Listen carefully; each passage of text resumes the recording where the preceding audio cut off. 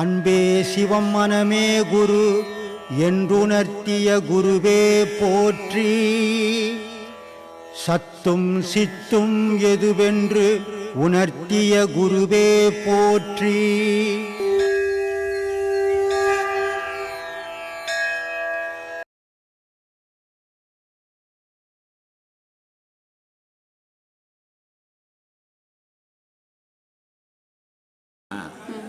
மனித வாழ்வு தான் கொஞ்ச நேரத்துக்கு முன்னோட சொன்னேன். தனக்காக வாழறது மட்டும் வாழ்க்கை இல்லை, பிறருக்காகவும் வாழணும், உலகத்துக்காகவும் வாழணும். அதான் வாழ்க்கை. இப்போது நம்ம பிள்ளைங்க நம்ம பெற்றுட்டோம், அதுங்களுக்கு என்ன தேவையோ அதை நம்ம செய்ய வேண்டியது நம்ம கடமை இல்லையா? அது அப்போது நமக்கு 1000 கஷ்டங்கள். ஆனால் நம்ம என்ன நினைக்கிறோன்னா, இது ஏன் எனக்கு மட்டும் இந்த கஷ்டம் அப்படின்னு நம்ம நினைக்கிறோம்.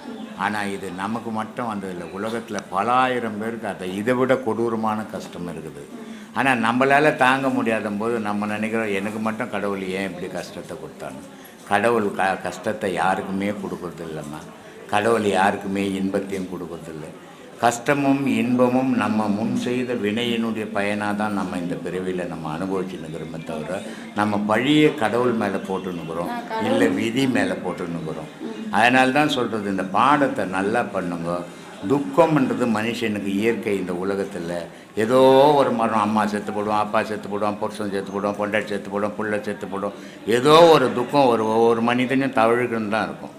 துக்கம் இல்லாத மனிதன் உலகத்தில் யாருமே இல்லை. அப்பா அம்மா இல்லைன்னா துக்கம் வராது. முன்னோர்களுக்கு நமக்கும் அப்பா அம்மா வந்துருக்குறாங்க, நமக்கும் அது மரணம் வந்துக்கின்னு தானே இருக்கும் தொடர்ந்து எல்லோரும். ஒரு தாயினுடைய கர்ப்பத்திலேயே குழந்தைக்கு பாவம் சேருது, குழவின்னு பேர் அதுக்கு. அந்த குழந்தைய கர்ப்பத்திலே இருக்கும்போது சிலது குருடாக போயிடும், கால் நொண்டியாக போயிடும், கை நொண்டியாக போயிடும். இதுக்கெல்லாம் காரணம் என்னென்னா தாயினுடைய உணவு பழக்கம். சரியான உணவு கிடைக்காததால் தாய் கர்ப்பமாக இருக்கும்போது சில பெண்களுக்கு சரியான உணவு கிடைக்காததால் கண்ணு குருடாக போயிடும், காது செவிடாக போயிடும், கால் மூடமாக போயிடும். இது மாதிரிலாம் இதனால் இதெல்லாம் பாவம்னு சொல்லிட முடியாது. அதே நேரத்தில் சில பெண்களுக்கு அளவு மீறி தீனி கிடைக்கும், சாப்பிட்டு பால் பண்ணிடுவாங்க குழந்தைங்கள. இது மாதிரி நடக்கும். இது அந்த குழந்தைங்க செய்த பாவமே தவிர நம்ம செய்த பாவங்கள் இல்லை.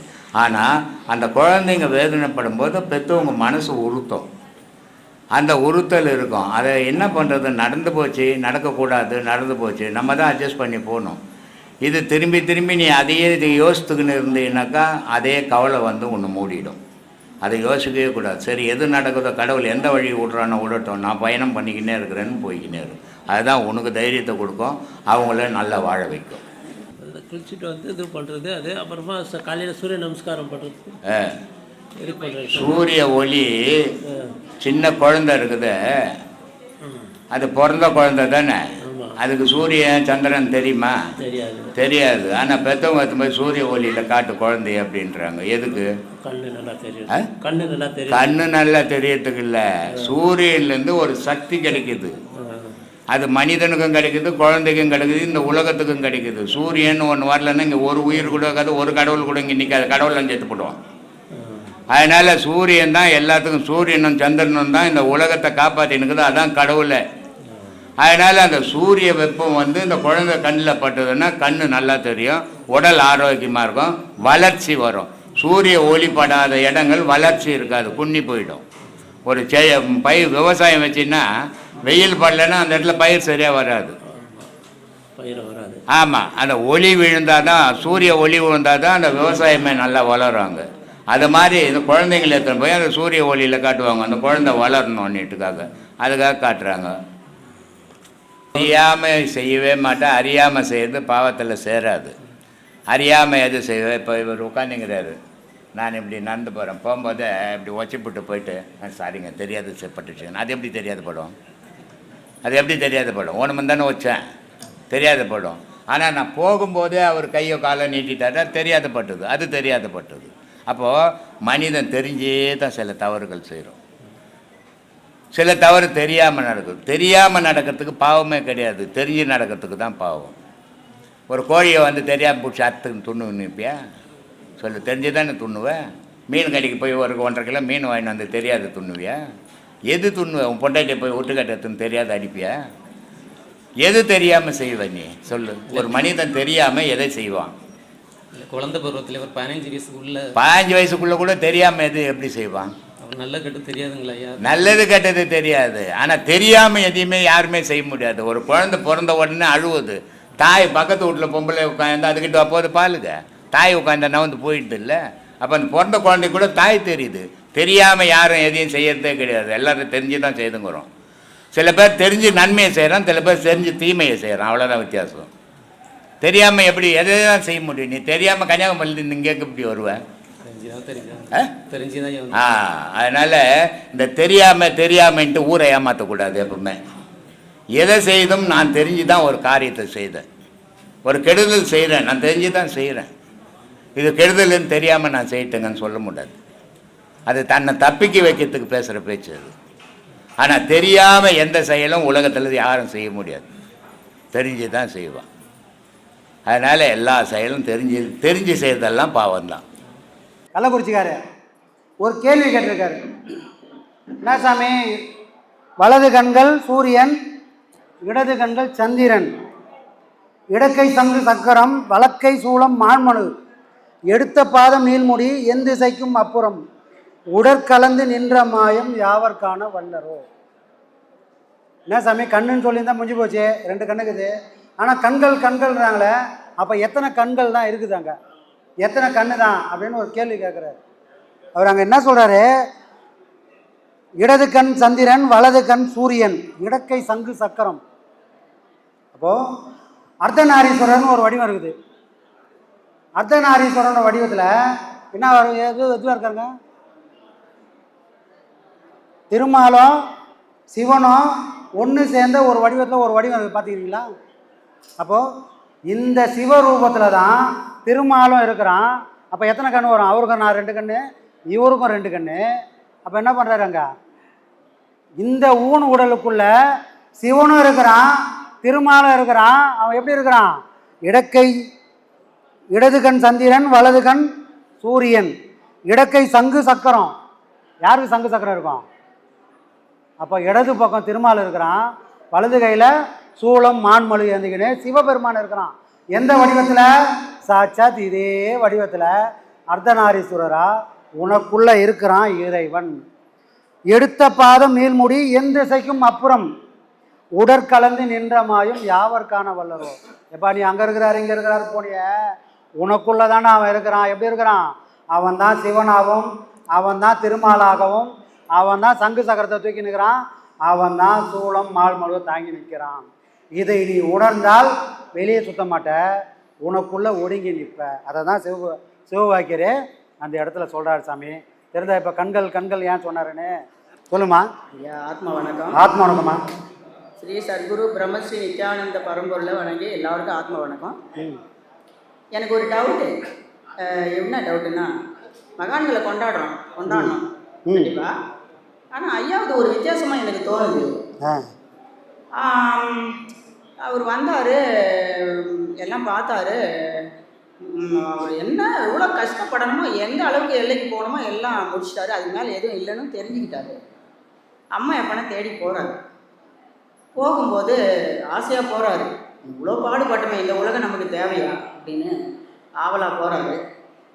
அவங்க அம்மா எப்பன் வந்து, நீ ஒன்றும் அவ்வளோ சீக்கிரம் வர வேணாம், உன்னை தூக்கின மழை இப்போ வச்சுக்கிறதுக்காக நான் வந்து இவ்வளோ கஷ்டப்படுத்தலை. இப்போ நேரத்துக்கு சாப்பாடு இல்லாமல் உன்னை பார்த்தோம், அம்மா அப்பா அன்பு கிடைக்காம இருந்தது, கஷ்டப்பட்டேன். பள்ளிக்கு போகிற பசங்களெல்லாம் பார்த்து ஏங்கினேன்.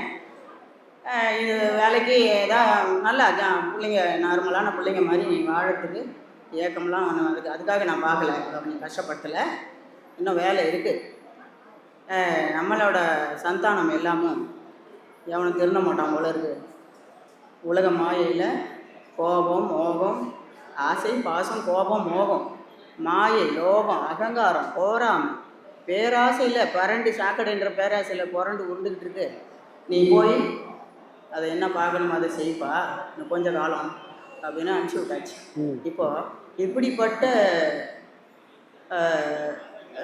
இறைவன் வந்து நமக்கு அவதாரம் பண்ணியிருக்காரு.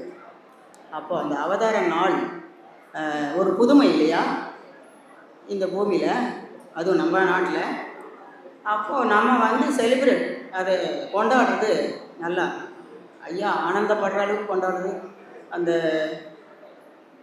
வந்தார் வந்து இவ்வளோ 40 வருஷம் படாத இது பண்ணி அவர் ஏற்கனவே கஷ்டப்பட்டுதான் ஏற்கனவே அடையிறதுக்கு படாத கஷ்டம் இல்லை, எடுக்காத முயற்சி இல்லை, எல்லாம் பண்ணார்.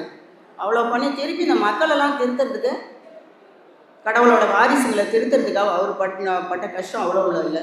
அப்போது இந்த ஜனன நாள் ஐயாவோட திருநாள், அவதார திருநாளை நம்ம வந்து பண்ண முடியலையே. அப்படி ஏன் சார் ஐயா நம்ம சமாதி நாள் பண்ணுற மாதிரி இயல்பாகவே நான் பார்க்குறேன். அது என்ன காரணம்? அதுக்கு அது தேவையில்லைம்மா. அது இது ஐயா பிறந்தார் ஒரு நாள் 17ஆம் தேதி 29ஆம் தேதி 29ஆம் தேதி ஏப்ரல் மாதம் 29ஆம் தேதி ஐயாவோட அவதார திருநாள். இது எது வரைக்கும்? சமாதி ஆகாத வரைக்கும் அந்த நாளை எல்லாரும் கொண்டாடணும். கரெக்டு. சமாதி ஆனால் இதுதான் அவருடைய 2வது பிறந்த நாள். அதனால் பழைய நாள் இனிமேல் கொண்டாட வேண்டிய அவசியம். ஆனால் மக்கள் எல்லாரும் அதையும் ஒரு காரணமாக வச்சு ஏதோ ஒரு வகையில் 4 பேருக்கு நல்லது செய்கிறாங்க. அன்னதானத்திலேருந்து தங்களால் முடிஞ்ச எல்லாத்தையும் பண்ணுறாங்க, தப்பு இல்லை. ஆனால் நமக்கு ஏன் இது முக்கியம் அப்படின்னா, ஒரு மகான் வந்தது இந்த நாளுக்காக மட்டும்தான். ஏதோ ஒரு பிறவி எடுத்தோம் வாழ்ந்தோம் போனதுக்காக மகான்கள் வரல. சாட்சியாக இந்த உலகத்துக்கு சாட்சியாக இந்த கலியுகத்தில் கூட ஞானத்தை அடைய முடியும். எல்லாராலும் இது சாத்தியம்னு ஒருத்தர் வாழ்ந்து காட்டியிருக்காருன்னா அந்த நாள் மட்டும்தான் நமக்கு ரொம்ப முக்கியம். இந்த நாளை கொண்டாட கொண்டாட நம்ம எல்லாருக்கும் ஒரு விஷயம் புரியும். நமக்கும் நாளைக்கு இப்படி ஒரு வாய்ப்பு கிடைக்கும்ன்ற ஒரு தைரியமும் வரும். அப்போது மற்ற நாள் உலக வாழ்க்கைக்கான நாள், இந்த நாள் இறைவன் கிட்ட போய் அடைஞ்ச நாள். இறைவன் சூழ திருமேனியோட நம்ம கூட இருக்கிறாரு. ஆமாம். அதனால அப்போ அது ஒன்றும் அந்த நாள் இது 2ஆம் ஆண்டு குரு பூஜை முடிஞ்ச நாள். அடுத்த நாள் இதை விட சிறப்பாக வரும். ஏன்னா இப்போ விழுப்பாட்டு பண்ணோம் 3 ஹவர் பண்ணியும் இன்னும் வாழ்க்கையில் இன்னும் பாதி கூட வரல, இன்னும் பாதி பேலன்ஸ் இருக்குது. அதுதான் முக்கியமான காலகட்டம். ஆசிரமம் கட்டினதுலேருந்து இறுதி சமாதி நாள் வரைக்கும் அவர் என்னெல்லாம் பாடுபட்டார், எதுக்காக இவ்வளோ விஷயங்கள்லாம் பண்ணாருன்றதையே உலகத்துக்கு தெரியப்படுத்த போகிற நாள். அதுக்கு இந்த குரு பூஜையில் டைம் பத்தலை, 3 மணி நேரம் அது பத்தாது. அப்போ அடுத்த குரு பூஜையில் இதனுடைய தொடர்ச்சி நடக்கும்போது அவர் வந்த வழி பட்ட பாடுகள், எதுக்காக இந்த போதனைகள் என்ற விஷயங்கள் எல்லாம் அதில் கொண்டு வந்து சேர்த்துருவோம். ஏன்னா எல்லாராலையும் புக்கு படிக்க டைம் இல்லை. ஆனால் இந்த இப்போ குரு பூஜை, இந்த வில்லுப்பாட்டு, ஐயாவோட வாழ்க்கை வரலாறு வில்லுப்பாட்டு இன்றைக்கி பலரோட உள்ளங்களுக்கு போய் சேர்ந்துருக்குது. அதோட ஃபீட்பேக் எல்லாமே நமக்கு ஒரு நல்ல விஷயம் பண்ணுங்க சாமி, இவ்வளோ நாள் தெரியல. அதுலேயும் அவங்க வந்தவங்க இப்போ தான் ஃபஸ்ட் டைம் நமக்கு வந்திருக்காங்க. ஆனால் ஐயாவோட இன்னும் ஒரு 10-15 வருஷம் ட்ராவல் பண்ண மாதிரியே ரொம்ப சகஜமாக ஐயாவை நேரில் பார்த்த மாதிரியே ரொம்ப கேஷுவலாக நம்மக்கிட்ட அந்த வாழ்க்கை வரலாறை கொண்டு போகிறதுக்கான அரும்பாடுபட்டிருக்காங்க, அதுக்கான முயற்சியை பண்ணியிருக்காங்க. அப்போ இதோடு நிற்க போகிறதே இல்லை. இது தொடர்ந்துகிட்டே இருக்க போது அடுத்த குரு பூஜை இதை விட சிறப்பாகவே நடக்கும். ஆனந்தாயம் ஆனந்தா பிரம்மஸ்ரீ நித்யானந்தா, ஆனந்தாயம் ஆனந்தா பிரம்மஸ்ரீ நித்யானந்தா. அருளைத்தா நின்னருளைத்தா, வளத்தைத்தா உடல் நலத்தைத்தா. அருளைத்தா நின்னருளைத்தா, வளத்தைத்தா உடல் நலத்தைத்தா. ஆனந்தாயம் ஆனந்தா பிரம்மஸ்ரீ நித்யானந்தா, ஆனந்தாயம் ஆனந்தா பிரம்மஸ்ரீ நித்யானந்தா.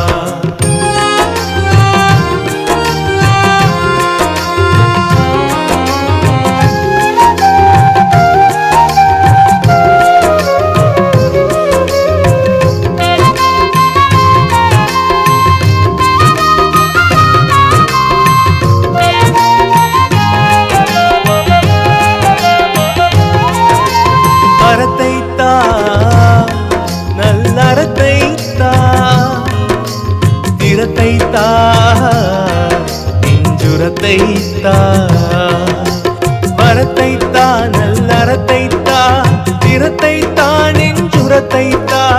அறிவைத்தா மன தெளிவைத்தா, மகிழ்வைத்தா நல் மனதைத்தா. ஆனந்தாயம்